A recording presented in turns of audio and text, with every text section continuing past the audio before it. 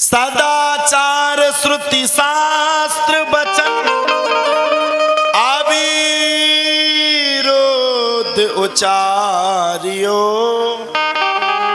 नीर खीर विवरण परम हंसिन उर्धर धार्यो सदाचार श्रुति शास्त्र सब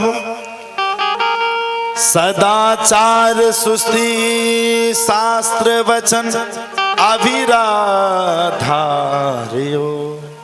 सदाचार श्रुति शास्त्र सदाचार श्रुति शास्त्र वचन अविरोध धार्यो नीर खीर विवरण परमहंसन उर्धार भगवत कृपा प्रसाद परम गति इहि धन पाई राज सिंहासन बैठ ज्ञात परतीत दिखाई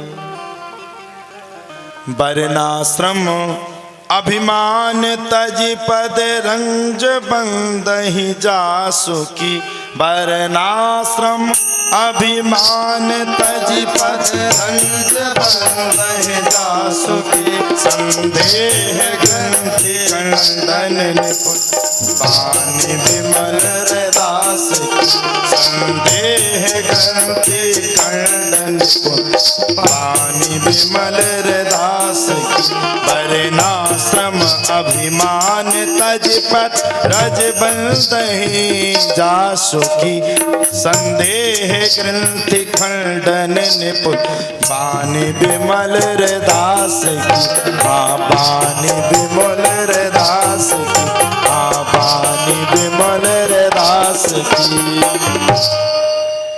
संत शिरोमणि रैदास नेमल वाणी संदेह की ग्रंथों के खोलने में पूर्ण समर्थ है। श्री रैदास जी ने जो कहा वह सदाचार स्मृति वेद शास्त्रों के अनुकूल ही है। उन्होंने नीर क्षीर अर्थात सद और असत्य का विवरण करने वाला परमहंसों का भाव अपने हृदयों में धारण किया तथा सार असार का निर्णय करने वाली उनकी वाणी से परमहंसों ने अपने हृदय में धारण किया। आपने अपने इसी मृत शरीर से भगवान की कृपा से परम श्रेष्ठ गति प्राप्त की। राज सिंहासन पर बैठकर अपने शरीर में सोने का यज्ञोपवीत दिखा करके आपने अपने पूर्व जन्म की ब्राह्मण जाति का विश्वास लोगों को दिलाया। महान पुरुषों ने अपने ऊंचे वर्ण एवं आश्रम के अभिमान को छोड़कर जिनकी चरण धूल की वंदना की उन श्री रैदास जी की वाणी शंकाओं को खंड करने में अति आतुर है। सुनिए, आचार्य श्री स्वामी रामानंद जी का एक ब्रह्मचारी था। वह सत्य आटे की चुटकी ब्राह्मणों के यहाँ से मांग करके लाता था। उसी से ठाकुर जी का भोग लगता था और साधु सेवा भी होती थी। मार्ग में एक बनिए की दुकान भी थी। वह बनिया प्रायः नित्य ही ब्रह्मचारी जी से कहता था कि आप मेरा सीधा सामान भी स्वीकार करो। इस प्रकार से उसने 10-20 बार कहा, परंतु नियम के विरुद्ध उस बनिए से सामान लेना ब्रह्मचारी जी ने स्वीकार नहीं किया। एक दिन बड़े जोर की वर्षा हो रही थी। चुटकी मंगा करके लाना संभव नहीं था। अतः उसी बनिए से ब्रह्मचारी जी ने आरोगत हुए ध्यान से आवश्यक सीधा सामान ले लिया। जब आचार्य ने ठाकुर जी को भोग लगाया तो उस दिन भोग को आरोगते हुए ध्यान में नहीं आए। तब उन्होंने ब्रह्मचारी जी से पूछा। ऐसे थे श्री रैदास। रैदास जी की कथा कई अनंत सुनी होगी। लोग रैदासी से बड़ा छुआछूत मानते थे। आजकल गांव में प्रथाएं हैं, छुआछूत बहुत मानते हैं महाराज। एक दूसरे से इतनी छुआछूत मानते, उन्होंने कहा ए तू नीची जात का है, तू छुआछूत पे है। और मैं तुमसे कह रहा हूं, जाति ना पूछो साधु की, पूछ लीजियो ज्ञान।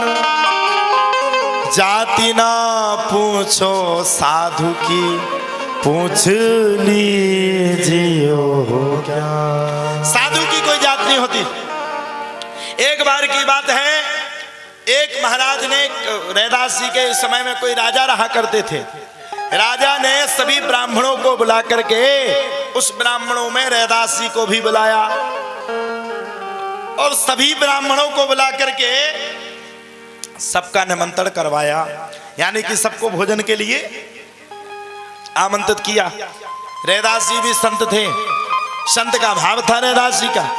रैदास जी को भी बुलाया, रैदास जी भी पहुंच गए। सबरे ब्राह्मण बैठ गए, रैदास जी पहुंच गए। बीच में सब ब्राह्मण उठ करके खड़े हो गए। अरे वाह, ये रैदास कैसे खाएगा?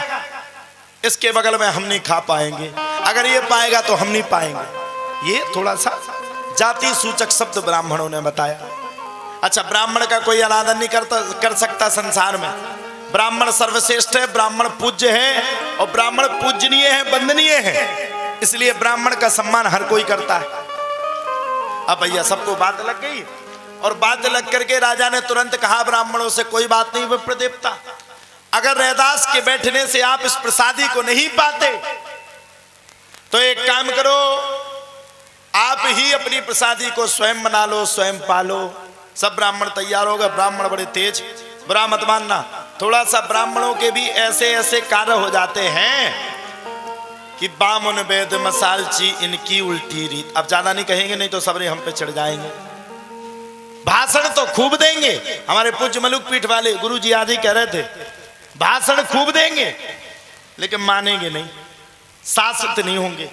ब्राह्मण कोई सुदामा जैसा रहा ही नहीं। अब सुनो, संत रैदास के समय पर सबको बात लग गई और सबरे ब्राह्मण जाकर के किचन में, यानी कि भोजनालय में, अपने लिए खुद से भोजन बनाने लगे। अब महाराज जी जब खुद से भोजन बनाने लगे सभी, तो अब ब्राह्मणों का काम घी को पकड़ करके पूरी भट्टी में छौंक दे, एक एक टीन को, एक एक वाला टीन को फेंक देवे। भोजन बनाया, सब बर्बाद किया। अति तो नहीं कहेंगे, लेकिन अति से भी ज्यादा, अति से कम नहीं किया। अब जब पूरा फेंक दिया, खुद के लिए प्रसाद बनाया और प्रसाद बना करके कह दिया कि रैदास दूर बैठेगा तब जाके हम प्रसाद को पाएंगे, इसका छुआ हुआ प्रसाद भी नहीं देखेंगे। अब जब इतनी बातों को हुआ तो ब्राह्मण बोले, रैदास बगल में नहीं आएगा तो हम अपने प्रसाद को पाएंगे, नहीं तो तुम्हारे दरवाजे से भाग जाएंगे। अच्छा, ब्राह्मण को कोई भूखे भगा नहीं सकता, क्योंकि ब्राह्मणी तो शान है। ब्राह्मण अगर गुस्सा में आ जाएगा तो बड़ी गड़बड़ी है जाएगी। सबरे ब्राह्मण बैठ गए, रैदास जी भी दूर बैठ गए। भगवान इतनी माया को देख रहे थे। अच्छा, भगवान बोले, बहुत दिमाग के तेज हो। रैदास को भगा दिया। रैदास के चक्कर में दूसरी बार भोजन बनाया, घी का भोजन बनाया, पूरा घी बर्बाद कर दिया और रैदास को दूर करके खुद भोजन कर रहे हो। जब ब्राह्मणों ने भोजन करना शुरू किया तो भगवान ने अपनी महाराज जी माया रचा दी और ब्राह्मण थोड़ा दूर दूर बैठे थे, पंगत पा रहे थे, पंगत ज्यों रहे थे। अपने यहां कहते ना पंगत को ज्योना, बैठ करके पंगत को पा रहे थे। तो भगवान ने जितने ब्राह्मण थे उतने ही ब्राह्मणों के पास रैदास का स्वरूप रख के सभी ब्राह्मणों के बगल में बैठ करके रैदास बन करके भगवान भी पाने लगे। अब ब्राह्मणों का दिमाग खराब है, इतना रैदास, अरे रैदास खा रहा, अरे रैदास खा रहा, देखो बगल में खा रहा। राजा भी दौड़ा, रैदास तो बगल में बैठा था, रैदास भी दौड़ा। अरे हुआ क्या, हुआ क्या? देखो ये बगल में रैदास खा रहा है, देखो हमारा धन नष्ट कर दिया। राजा बोले, महाराज कहां से खा रहा? रैदास तो मेरे बगल में था। अरे बोले ये बैठा। और जैसे ही ब्राह्मणों ने बगल में देखा वैसे ही रैदास अलोप होकर के सामने खड़े हुए थे। सभी ब्राह्मणों ने देखा, हाथ जोड़ करके पूछा, महाराज कुछ ना कुछ तो युक्ति है। रैदास ने कहा, मैं आपको अपने 5 जन्म पहले की भी कथा सुना सकता हूं। ये किसने कहा? रैदास। अच्छा तुम बता, तुम पिछले जन्म में तुम्हारे पति को कहना हो तो है किसी को पता? नहीं बता, किसको पता? हाथ खड़े करके बताओ। कोई धोखे से कर भी ना लियो हो, पता किसी को? अच्छा, ई जन्म में जब तुम बेहोश हो जाओगी तो तुम्हें पता चलेगा हमारे पति कौन है? रात को सोती हो तो पति का पता चलता कौन है पति? जब रात्रि में निद्रा लेती तब सुषुप्त अवस्था में सोती ना, जब सुबह उठते तो 1-2 मिनट तो चित्त ही भंग रहता है, कहाँ है, किस जगह है, ऐसे ही रहता ना, कौन है? अरे ये तो मेरे पति हैं, ये मेरा परिवार। तो बताओ पिछले जन्म में तुम्हारे कितने पति थे, या कौन था पति? किसी को पता नहीं? पता। रैदास जी ने कहा, ब्राह्मणों आप मुझसे ईर्ष्या रख रहे हो, कोई बात नहीं, लेकिन मैं अपने 5 जन्म पहले की भी कथा आपको सुना सकता हूं। मैं 5 जन्मों से ब्राह्मण रहा। सबरे ब्राह्मण बोले ऐसी तो बदबनिया, हम भी बात करते हैं, पिछले जन्म में हम भी बहुत बड़े संत थे। फालतू की बात करता है, साथ में घुल मिलने के लिए बात करता है। रैदास जी बोले ना ना ना ना ना, मैं इसका प्रमाण भी आपको दे सकता हूं। सब बोले तो फिर प्रमाण ही दे दो। बोले दे सकता हूं। बोले दे दोगे? बोले हाँ।